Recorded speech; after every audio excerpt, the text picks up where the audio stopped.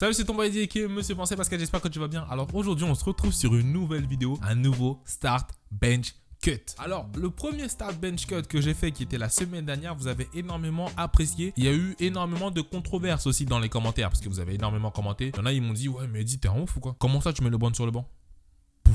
Mais c'est bien, j'apprécie parce que ça fait que tout le monde donne son avis, tout le monde dit s'il est content ou pas, s'il est d'accord ou pas avec mes choix, mais je préfère rappeler que ce sont mes choix, vous pouvez me donner vos choix en dessous dans les commentaires, sans insulte. Donc aujourd'hui on se retrouve une nouvelle fois sur la page Instagram Start Bench Cut, je mettrai les photos bien évidemment comme dans le précédent épisode juste ici. Donc on se retrouve là maintenant sur la première photo, ça va être Manu Ginobili, Tony Parker et Tim Duncan. Alors qui je vais starter, qui je vais bencher, qui je veux cutter. Et s'il y a des fans des Spurs, ils vont mal me regarder. Ils vont mal me regarder parce que là, c'est trois légendes carrément.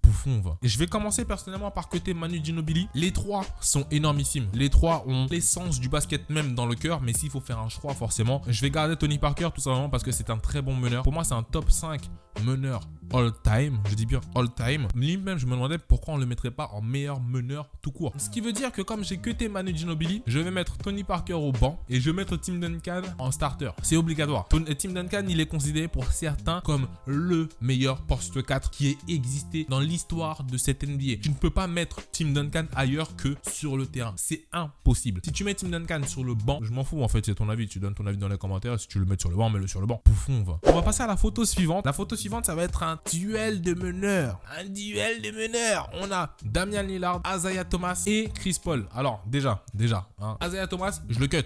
On va être d'accord là-dessus. Isaiah Thomas, c'est un très bon joueur. Un très bon joueur déjà parce qu'il joue en NBA, donc on peut rien dire du tout. Mais Isaiah Thomas n'a eu qu'une seule énorme saison. C'était la saison et demie qu'il a faite chez les Celtics. Parce que chez les Kings, il n'a pas été ouf. Chez les Suns, il n'a pas été ouf. Enfin, il n'a pas été tonitruant, j'ai envie de dire. C'est seulement quand il est arrivé chez les Celtics, merci Brad Stevens, il y a eu un système qui s'est mis en place autour de lui et rapidement, boum, boum, boum, il s'est trouvé dans le rythme, etc. Et le fait après, il aille chez les Cavs et maintenant qu'il soit chez les Lakers et qu'il ne trouve pas le moyen de s'exprimer, montre pour moi que je ne peux pas le mettre ni sur le banc ni sur le terrain parce que on doit créer quelque chose. Il ne peut pas prendre le jeu à son compte. Le jeu doit s'adapter à lui. Quand je parle de jeu, je parle du jeu d'équipe. Je parle pas du jeu du match. Donc pour moi, Isaiah Thomas, you're out. Ensuite de ça, là ça va être intéressant. Chris Paul, Damian Lillard. Qui je mets sur le banc, qui je start. Alors moi personnellement, je vais mettre sur le banc Damian Lillard. Pourquoi? Parce que Damian Lillard est excellent. Franchement, c'est un All-Star, c'est pas pour rien. Mais j'ai vu sur les matchs des playoffs là j'ai vu sur la série des playoffs qu'il a faite contre les Pelicans que parfois il pouvait choke, parfois il pouvait réellement choke. Parce que voilà, les Pelicans,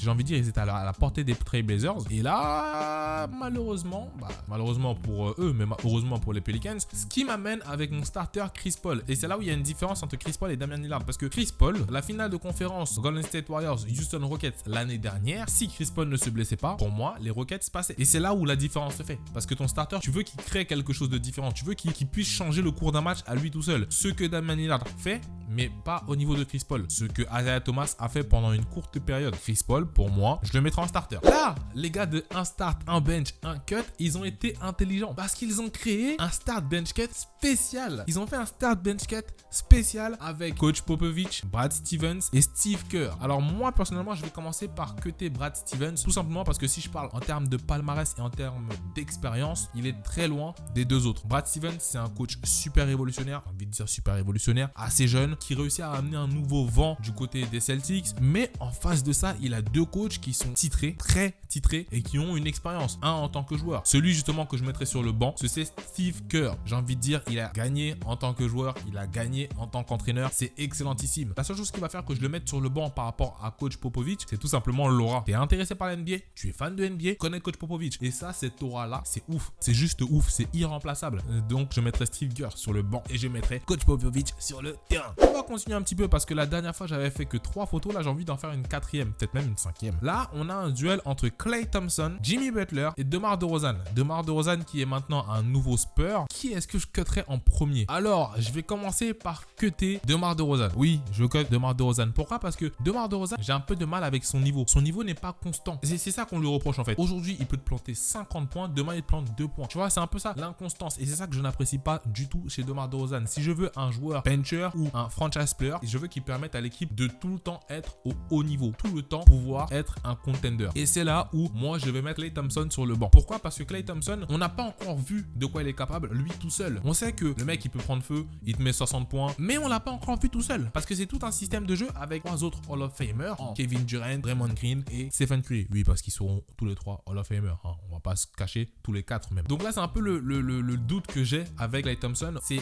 est-ce qu'il peut se développer tout seul? Est-ce qu'il peut amener une équipe lui tout seul dans les hautes sphères? Je suis pas si sûr. Je suis pas si sûr. Et c'est pour ça moi je vais starter Jimmy Butler parce que Jimmy Butler a pu prouver aux Bulls qu'il pouvait porter une équipe. Il a pu prouver aux Timberwolves que c'était un leader d'équipe. Et d'ailleurs c'est même l'une des raisons qui fait qu'il va quitter les Timberwolves parce que en tant que leader il voulait que les gens suivent son mouvement. Les gens suivent son énergie, sa volonté de vouloir travailler, sa volonté de vouloir évoluer, sa volonté de vouloir progresser. Et vu que les gens n'ont pas forcément suivi ça, t'as vu, bah écoute, moi je me barre, moi je vais ailleurs, là où les gens veulent travailler. Mais moi personnellement, si je suis un general manager, c'est ça que j'attends de mon starter. Je veux qu'il montre l'exemple pour les autres. Voilà, on arrive à la fin de cette vidéo, j'espère qu'elle t'aura plu. Si elle t'a plu, n'hésite surtout pas à lâcher des pouces bleus juste en dessous de la vidéo, ça me ferait super plaisir. Et bien évidemment, à t'abonner en dessous de la description. Tu peux également me suivre sur Twitter et Instagram, les liens sont dans la description. Moi, je te souhaite le meilleur et n'oublie pas, pensez basket.